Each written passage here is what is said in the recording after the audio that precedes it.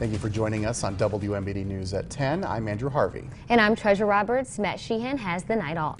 बिस्मिल्लाहिर्रहमानिर्रहीम, अस्सलाम वालेकुम नादरीन। आप यूट्यूब चैनल देख रहे हैं, मैं इमरान खान हूँ। इससे पहले कि आपको बाकी खबरें दूँ, लेकिन सबसे पहले जो इंपॉर्टेंट चीज़ एक पाकिस्तान में चल रही है, पारा चनार के अंदर अब इमदादी काफ़िला भेजा जा रहा था कि वहाँ पे अद्वियात की किल्लत है, खुराक की किल्लत है। पारा चनार आपको पता है एक दूर दराज का इलाका है, खैबर पख्तूनख्वा का, और क्रम एजेंसी का एरिया है। यहाँ पे एक बड़े लंबे अरसे से खाना जंगी चल रही है मुख्तलिफ ग्रुपों के दरमियान, और रास्ते बंद हैं। अब रास्ते जो हैं वो खुले हैं, एक मुआहदा हुआ, उस मुआहदे के नतीजे में अब इमदादी काफ़िला जा रहा था। तो वहाँ पे इसकी जो सरबराही कर रहे थे काफ़िले की, वो जावेदुल्ला महसूद जो डीसी हैं वो लेकर जा रहे थे। काफ़िले के ऊपर फायरिंग हुई है और 7 लोग ज़ख्मी हुए हैं, डीसी समेत, और फौरी तौर पे जवाबी कार्रवाई की गई है। बड़े सख्त अहकाम जारी किए हैं सूबाई हुकूमत ने भी और फेडरल गवर्नमेंट ने भी।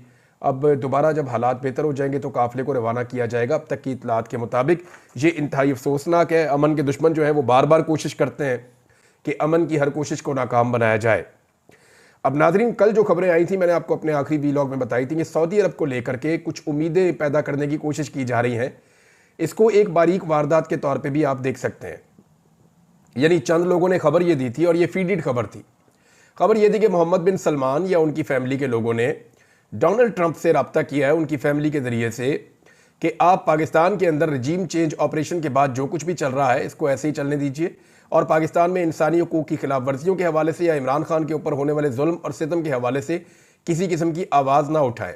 और दावा यह किया गया कि सऊदी अरब की जो हुकूमत है या हुक्मरान है वो इमरान खान को पसंद नहीं करते। अब इसके अंदर जो है ना वो 2 वारदातें थीं। एक तो पहली वारदात तो ये है कि सऊदी अरब के ताल्लुकात पाकिस्तान तहरीक-ए-इंसाफ के साथ ख़राब किए जाएँ, क्योंकि हुकूमत इस बात को बड़ी अच्छी तरह जानती है कि पाकिस्तान तहरीक-ए-इंसाफ का सोशल मीडिया जिसके पीछे पड़ जाता है वो ये नहीं देखता ये किसी मुल्क का सदर है या वज़ीर आज़म है, वो ये नहीं देखता कि कोई बादशाह या कोई बहुत बड़ा आदमी है, वो उसके पीछे लग जाते हैं, वो परवाह नहीं करते, वो खुलकर अपनी बात करते हैं। तो इन्हें लगा कि शायद मोहम्मद बिन सलमान के पीछे भी इसी तरह का ये अटैक होगा, लेकिन ऐसा हुआ नहीं। पाकिस्तान तहरीक-ए-इंसाफ का सोशल मीडिया लड़ते लड़ते लड़ते लड़ते बड़ा सियाना हो गया। अब उन्होंने क्या किया, उन्होंने सऊदी अरब को टैग करके और उनसे सवाल पूछना शुरू किया कि क्या वाकई आप इमरान खान से नफरत करते हैं। ये जो क्लेम कर रही है हुकूमत के इमरान खान से, या हुकूमत के लोग क्लेम कर रहे हैं कि आप इमरान खान से प्यार नहीं करते और आप इमरान खान के खिलाफ एक बयानिया लेकर लॉबिंग करने के लिए अमेरिका की आने वाली हुकूमत के पास गए हैं, क्या ये दुरुस्त है? तो उन्होंने बड़ी समझदारी से इस मामले को ऐसे उठाया और एक नई लड़ाई में कन्वर्ट नहीं होने दिया। तो ये पाकिस्तान तहरीक-ए-इंसाफ का सोशल मीडिया ने पढ़े लिखे लोग हैं, ये बेवकूफ़ नहीं है कि मुंह उठा के गाली दे दी। ये देखते हैं कि जनाब किसके साथ लड़ाई करनी है और किसके साथ लड़ाई नहीं करनी है, और कहीं पे लड़ाई सूट करती है और कहीं पे नहीं करती। बहरहाल जिन लोगों ने मोहम्मद बिन सलमान साहब से उम्मीदें लगाई हुई थी और ऐसा लग रहा था कि शायद एक बड़ी सपोर्ट सऊदी अरब से मिलेगी तो वो अमेरिकन सपोर्ट में कन्वर्ट हो जाएगी, उनके लिए 2 बुरी खबरें हैं। और 2 बुरी खबरें जो है वो दोनों खवातीन हैं जिनके हवाले से ये खबरें आई हैं। पहली खबर तो ये है कि वाइट हाउस ने एक नई अपॉइंटमेंट की है, वाइट हाउस की जाने से एक नई अपॉइंटमेंट है जो हो जाएगी, और डोनाल्ड ट्रंप ने नामजद किया है मॉर्गन ऑर्टेगस को। ये जो खातून है लगभग 42 साल खातून है और ये बड़ी ज़हीन खातून है। इन्होंने डोनाल्ड ट्रंप का बड़ा साथ दिया है। इनके बारे में पहले भी मैंने एक वीलॉग में बात की थी। इनको नायब खसूसी सदारती एलची मुकर्रर किया गया मिडल ईस्ट के लिए। अब ये खातून के वहाँ नामजद होने से फ़र्क क्या पड़ता है वो मैं आपको बताता हूँ। मिडल ईस्ट जब आप बोलते हैं तो फिर आप उसके अंदर शामिल करते हैं सऊदी अरब को, ओमान को, यूएई को और कतर को, बहरीन को, कुवैत को, ये सारे मुल्क मिडल ईस्ट हैं। तो इन सारे मुल्कों के अंदर यानी इन्हीं का इन्फ्लुएंस पाकिस्तान पे आता है ना। या पाकिस्तान अगर कोई लॉबिंग कर रहा है तो सऊदी अरब के ज़रिए से या यूएई के ज़रिए से या सऊदी अरब के ज़रिए से ही करेगा ना। तो वहाँ पे जिस खातून को लाकर लगाया गया है वो इमरान खान साहब की तारीफ़ें खुद करती रही हैं, अब उनकी वीडियोज़ भी निकल आई हैं। यानी ऐसा लगता है कि डोनाल्ड ट्रंप चुन चुन के उन लोगों को लगा रहा है अहम तरीन ओहदों पे जो इमरान खान के फ़ैन हैं। अब ये खातून जो है वो भी इमरान खान साहब की तारीफ़ करती रही है माजी में, इनके क्लिप भी सामने आ गए। तो मिडल ईस्ट में इनका आना इस बात का इशारा है, ये मिडल ईस्ट को कंट्रोल करेंगी। लाजमी बात है कि मोहम्मद बिन सलमान से डील करना होगा, या जो दुबई के हुक्मरान है या ओमान के हुक्मरान है या बाकी हुक्मरान है उनसे जब डील करना होगा तो यही खातून डील करेंगी और ये फिर अपना टाइम मिडल ईस्ट में गुजारा करेंगी। तो ये जो खातून है ये तो पहले से ही इमरान खान के बारे में बड़ी तारीफ़ कर रही हैं। तो एक तो उनका जो बयानिया उसको ये धचका लगा। दूसरा, टैमी ब्रूस एक और खातून है। ये जो टैमी ब्रूस है इन्हें एक बहुत अहम जगह पे अपॉइंट कर दिया है डोनाल्ड ट्रंप ने, और इन्हें लगा दिया है स्टेट डिपार्टमेंट की स्पोक्स पर्सन। ये डोनाल्ड ट्रंप ने इनको लगाया और लंबी चौड़ी इनके बारे में जो है वो एक बयान भी जारी किया गया। अब टैमी ब्रूस का एक मैं आपको निकाल के सुना देता हूं, इनका अपना एक ट्वीट, उसमें ये कहती है कि इट्स ऑलवेज अ शॉक, ये एक बहुत बड़ा धचका है। Shocking opposition victory thrown Pakistan into chaos. The party of Imran Khan, the jailed former prime minister, took the most seized, humiliating the country's military rulers and creating a political crisis. वो ये कह रही है कि जो पाकिस्तान के फौजी हुक्मरान है ना, उनके लिए बड़ी शर्मिंदगी वाली सूरत पैदा कर दी है। इमरान खान ने जेल से बैठ के शिकस्त दे दी है सबको, और एक पाकिस्तान के अंदर क्योस पैदा हो गया, और ये एक बड़ी शॉकिंग किस्म की अपोजिशन की विक्ट्री है जो पाकिस्तान के अंदर हुई है। ये जनाब ये खुद इस बात को मानने वाली हैं, और ये तर्जुमान है। अब देखिए, इससे पहले जो तर्जुमान थे व्हाइट हाउस के, वो जब भी उनसे पूछा जाता था वो कहते थे पाकिस्तान के अंदरूनी मामला है, हम चाहते हैं जी अच्छे इलेक्शन हो, लेकिन उन्होंने कभी ये बात नहीं की कि पाकिस्तान के इलेक्शन को एक ऐसी पॉलिटिकल पार्टी ने जीता जिसको दीवार के साथ लगाया गया, जिसके लीडर को जेल में डाला गया। लेकिन ये जो अब स्पोक्स पर्सन आ रही हैं अमेरिका की जानिब से, स्टेट डिपार्टमेंट की, वो पहले से ही इस बात की मानने वाली है कि इमरान खान साहब ने जेल से बैठकर इलेक्शन जीता था और वही इस मुल्क के हकीकी हुक्मरान हैं। तो ये एक धचका तो लगा है उन तमाम लोगों को जिन लोगों ने उम्मीदें बांध ली थी कि शायद कोई एक ऐसी सिचुएशन बन गई है मिडल ईस्ट से या सऊदी अरब से, जिसके नतीजे में अमेरिका आने वाले दिनों में इमरान खान के बारे में किसी किस्म का कोई मौक़िफ़ नहीं लेगा।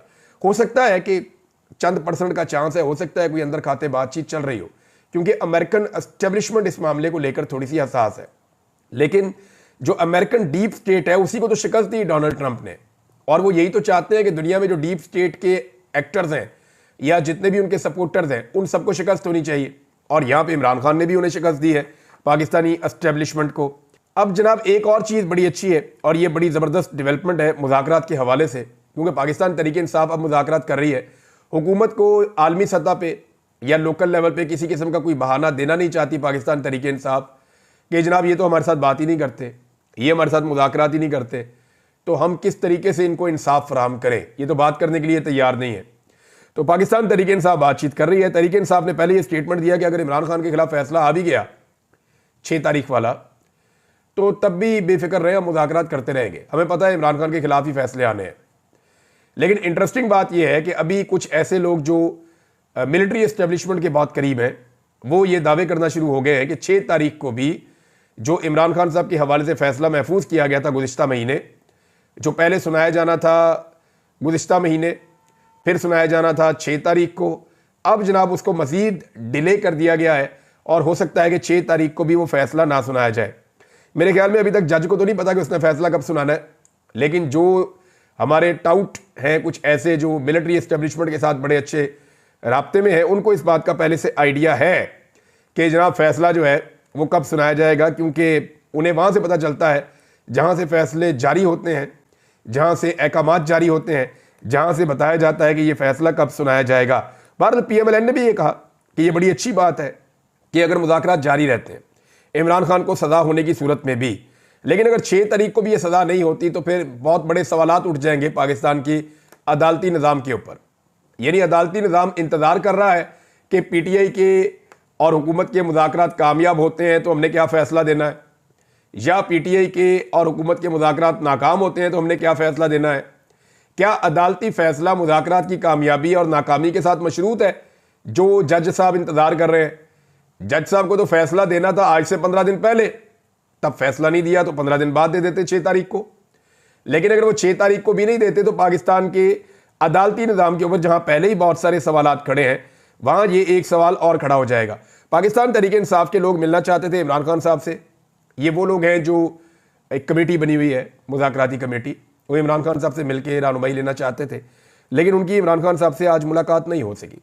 मुमकिन है हफ्ते को उनकी मुलाकात हो जाए या मंडे को उनकी मुलाकात हो जाए, आने वाले दिनों में उनकी इमरान खान साहब से मुलाकात हो सकती है, लेकिन फ़िलहाल आज के दिन उनकी मुलाकात नहीं हुई। लेकिन हुकूमत ने भी इस बात के ऊपर जोर दिया है और तस्लीम किया है कि बिल्कुल मुलाकात होनी चाहिए पाकिस्तान तरीके इंसाफ की पार्टी के जो लोग हैं उनकी इमरान खान साहब से, ताकि वो वहाँ से रहनुमाई लेकर आए।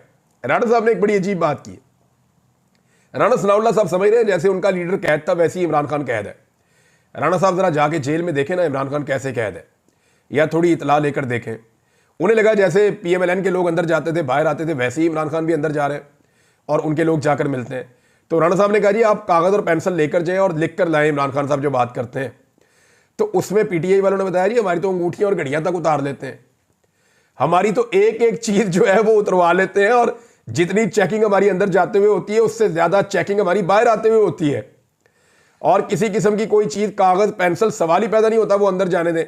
वो वकील बेचारे जो अदालत के अंदर जाते हैं उनके पास कोई पेन होता है तो वो पूरा पूरा यहाँ तक तो पूरे हाथ के ऊपर वो लिख कर लाते हैं कि इमरान खान साहब ने क्या बात की है। तो राणा सनाउल्लाह साहब गिज्जे हुए हैं उन अदालतों और जेलों के जो परवेज मुशर्रफ के दौर में थी या जो अभी है। अभी इस दौर में जो हो रहा है राणा सनाउल्लाह को आइडिया भी नहीं है शायद कि जेलों के अंदर किस किस्म का सलूक किया गया, जिन लोगों को लापता किया गया उनके खिलाफ किस किस्म का सलूक किया गया है। राणा सनाउल्लाह साहब ने एक सवाल उठाया कि क्या इस पर कमीशन बना दे कि 26 नवंबर को एक सूबाई हुकूमत जत्था लेकर वफाक के ऊपर हमलावर हुई थी। ये एक तरह की धमकी है कि जनाब आप वफाक के ऊपर हमलावर हुए थे, हम फिर बना देते हैं कमीशन, आप भी फंस जाएंगे। तो मामला ये है कि मियां नवाज शरीफ साहब ने भी लॉन्ग मार्च किया था जब उनके पास पंजाब में हुकूमत थी, उन्होंने अनाउंस किया था। तो तब भी फिर आप कह सकते हैं कि एक जमात वफाक के ऊपर हमलावर हुई थी। कई मरतबा आप लॉन्ग मार्च लेकर इस्लामाबाद की जानिब आए हैं।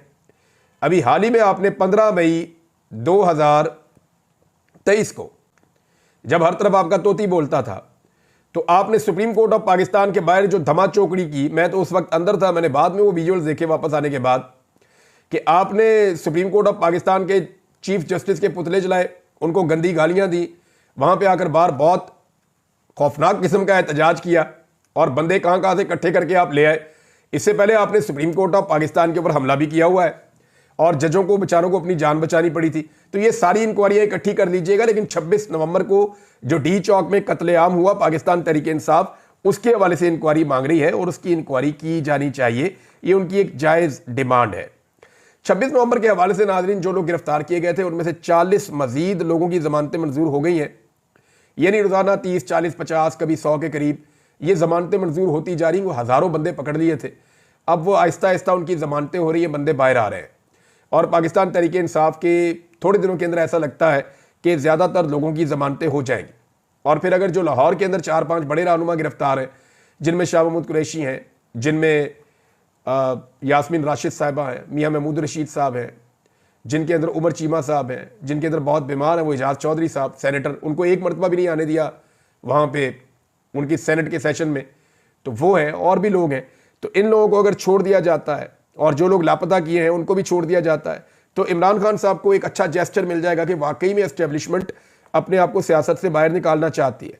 बहुत सारे ऐसे सहाफ़ी जो एस्टेब्लिशमेंट के बहुत करीब हैं वो अब ये दावे कर रहे हैं कि ये जो एस्टेब्लिशमेंट ने 19 लोगों को छोड़ा है जिन्हें मिलिट्री कस्टडी में रखा गया था और फटाफट फैसले देकर पहले अपनी जान छुड़ाई और अब जो है वो माफ़ी का ऐलान भी किया गया है, तो ये एक अच्छा जेस्चर देना चाहती है एस्टेब्लिशमेंट के जनाब हम एक गुडविल जेस्चर दे रहे हैं। लेकिन उसमें हसन न्याजी ने इनकार किया, कुछ और लोग हैं वो भी अभी रहम की अपील में नहीं जा रहे।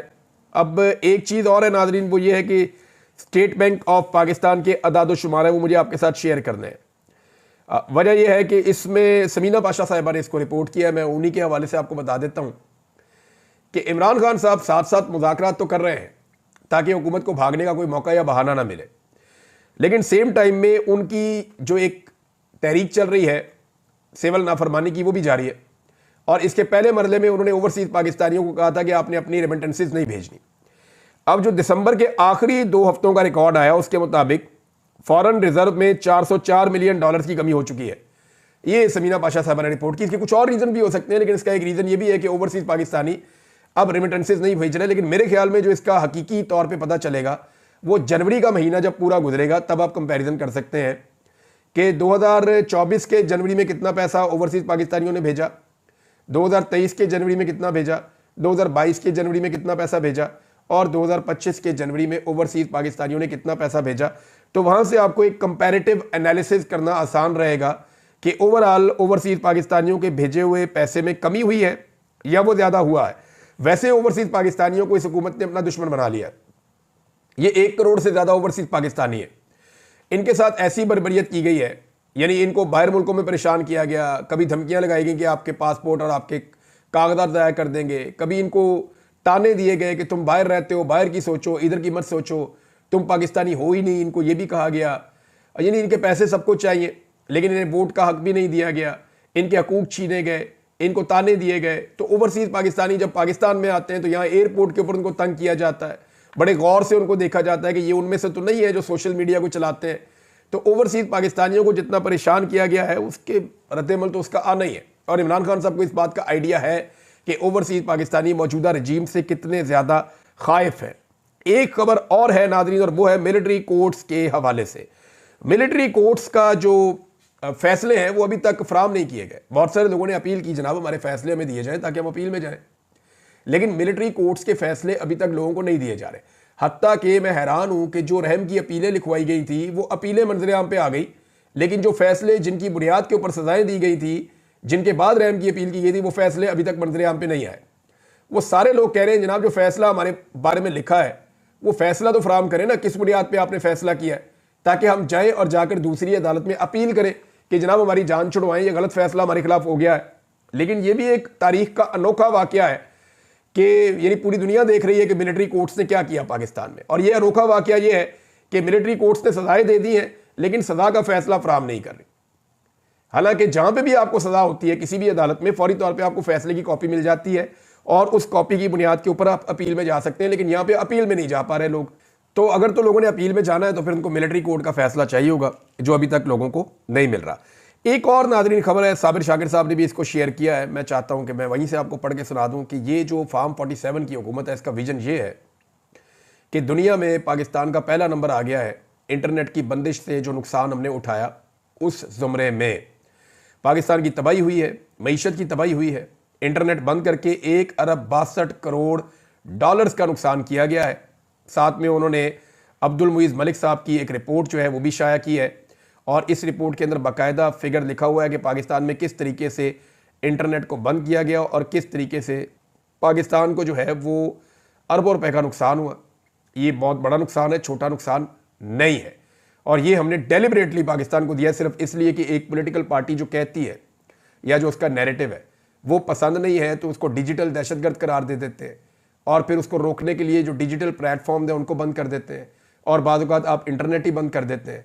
उसको बंद करने से जो पाकिस्तान के अंदर जितने फ्रीलांसर्स काम कर रहे हैं, यानी इंडिया का आपको पता है कितना उनका आईटी का एक्सपोर्ट है, ज़रा गूगल करके आप देख लें। 200 अरब डॉलर की उन्होंने आईटी एक्सपोर्ट्स किए हैं। ये 200 अरब डॉलर वो है जो इंडियंस इंडिया में ले गए कमा कर, जो इंडिया से बाहर उन्होंने पैसा रखा है, यानी वो सारा पैसा इंडिया में तो नहीं